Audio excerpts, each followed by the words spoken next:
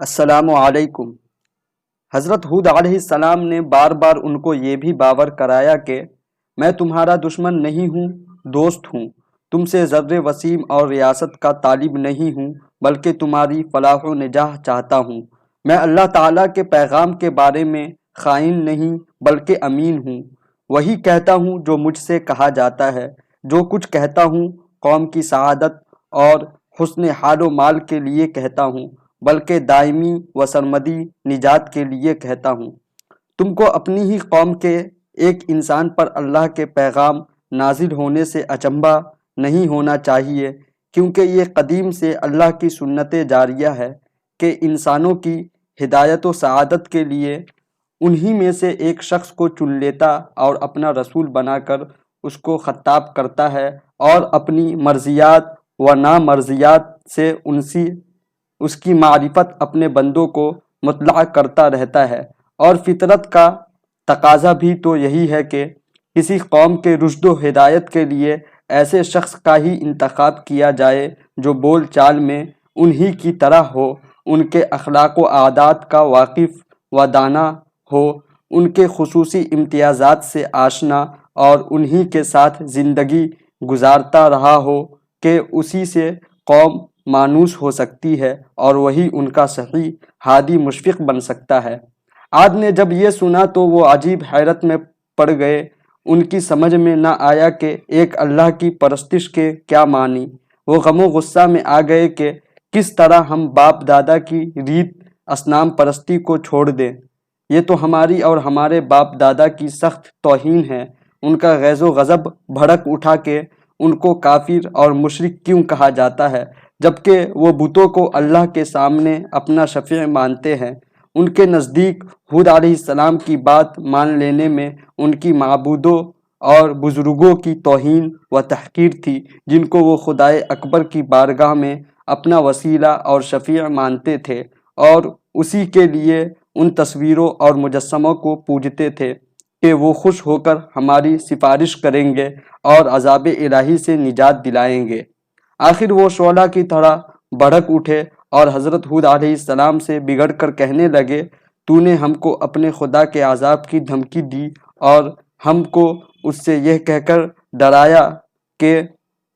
میں تمہارے اور اوپر بڑے دن کے عذاب آنے سے ڈرتا ہوں۔ جیسا کہ اللہ تعالیٰ سورۃ الشعراء آیت نمبر 135 میں فرماتے ہیں، میں تمہارے اوپر بڑے دن کے عذاب آنے سے ڈرتا ہوں کہ کہیں تم اس کے مستحق نہ ٹھہر جاؤ۔ تو اے ہود،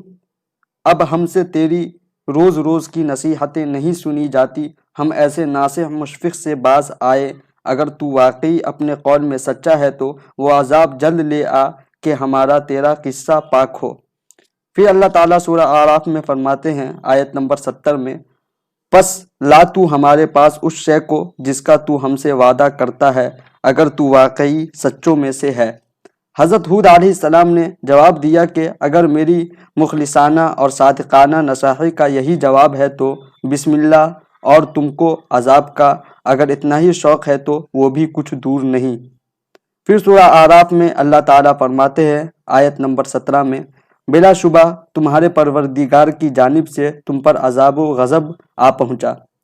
تم کو شرم نہیں آتی کہ تم چند خود ساختہ بتوں کو ان کے نام گھڑ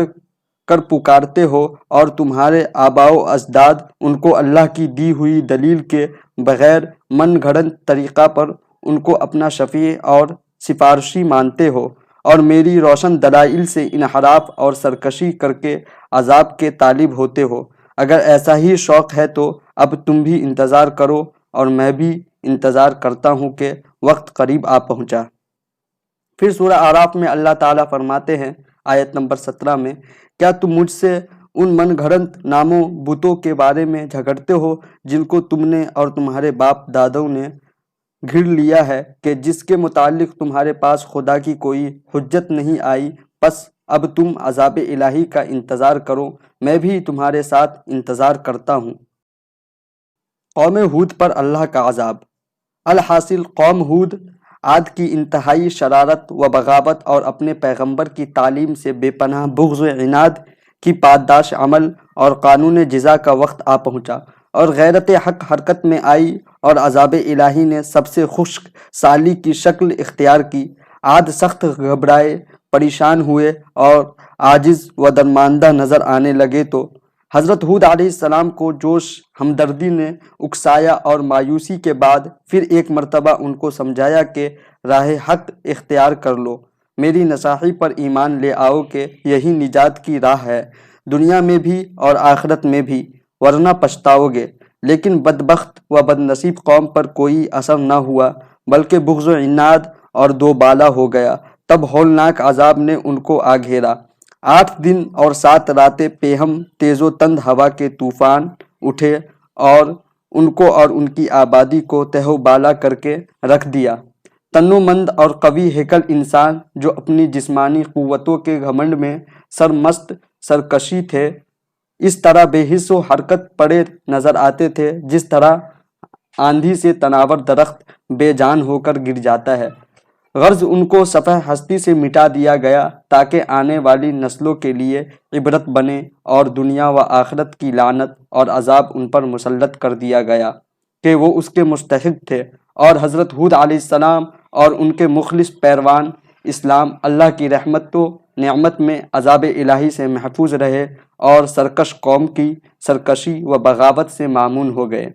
یہ ہے عاد اولیٰ کی وہ داستان جو اپنے اندر چشم عبرت ہیں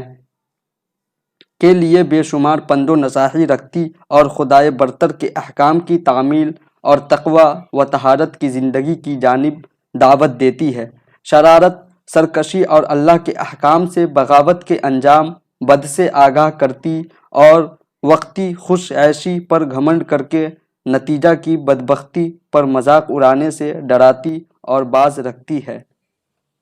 حضرت ہود علیہ السلام کی وفات۔ حضرت علی رضی اللہ عنہ سے ایک اثر منقول ہے کہ ان کی قبر حجر موت میں کثیف احمر سرخ ٹیلہ پر ہے اور اس کے سرہانے جھاؤں کا درخت کھڑا ہے۔ دیگر روایت کے مقابلہ میں یہی روایت صحیح اور معقول معلوم ہوتی ہے کہ عاد کی بستیاں حجر موت کے قریب تھی اور ان کی عاد کی تباہی کے بعد قریب ہی کی بستیوں میں حضرت ہود علیہ السلام نے قیام فرمایا ہوگا اور وہیں پیغام اجل کو لبیک کہا ہوگا۔ اللہ کے برگزیدہ بندے جب کسی کی نیک خواہی کرتے اور کجروؤں کی کجی کو سیدھا کرنے کے لیے نصیحت فرماتے تو کور چشموں اور بد باطنوں کی ہرزہ سرائی، تمسخر و تحقیر کی پرواہ نہیں کرتے،